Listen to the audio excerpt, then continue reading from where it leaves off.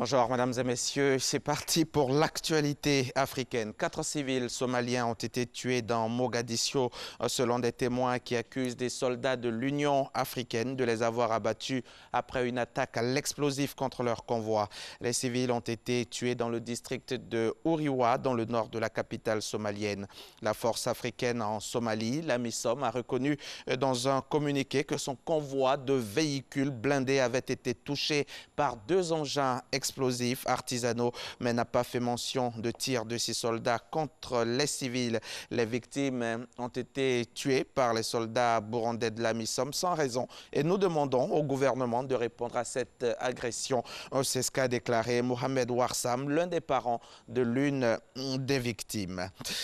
À Amin, le seul service ambulancier gratuit de Somalie est aujourd'hui à court de financement et risque de devoir s'arrêter, prêt à secourir tout le monde, qu'il soit victime de violences armées, d'un accident de voiture ou d'une complication lors d'un accouchement. L'arrêt de ce service serait une catastrophe pour le pays. Reportage. 14 octobre 2017, l'attentat le plus meurtrier qu'ait jamais connu la Somalie vient de faire plus de 512 morts. Les premiers sur les lieux sont comme d'habitude les membres d'Amin, le seul service ambulancier gratuit du pays. Mais aujourd'hui, son existence est menacée. Il est vrai que notre service d'ambulance gratuite risque de s'arrêter en raison de contraintes financières. C'est sur ce service que les gens comptent directement ou indirectement quand il y a une attaque. Nous accourons sur place pour sauver les blessés. Dentiste de formation, Abdul Kadir a créé ce service il y a plus de 10 ans pour pallier l'absence d'ambulance gratuite dans la capitale somalienne Mogadiscio. Il investit alors 4 200 $, ses propres deniers, pour transformer un vieux minibus en ambulance. Aujourd'hui, Amin dispose de 16 véhicules et emploie 36 médecins. Mais faute de financement, le service est à bout de souffle.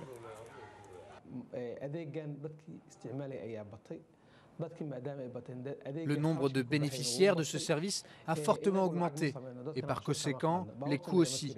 Nous ne générons aucun revenu avec ce service et ce fonctionnement ne peut pas durer. La survie de ce service dépend de l'aide de la population, du gouvernement et des donateurs.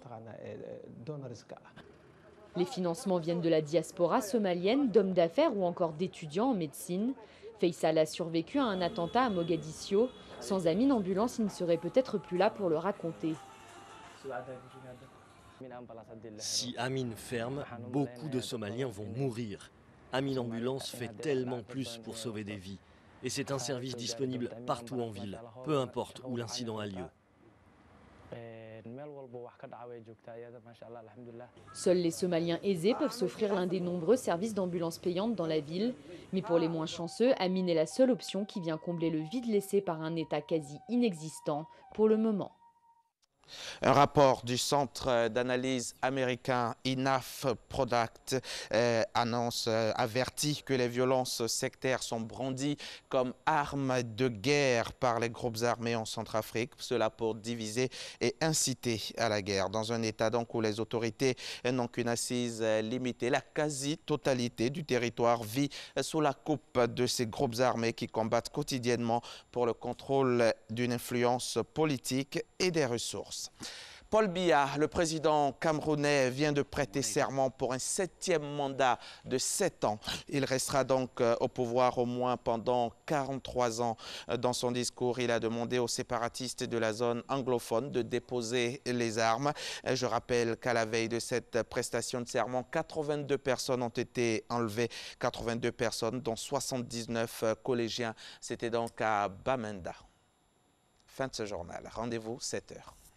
Merci beaucoup.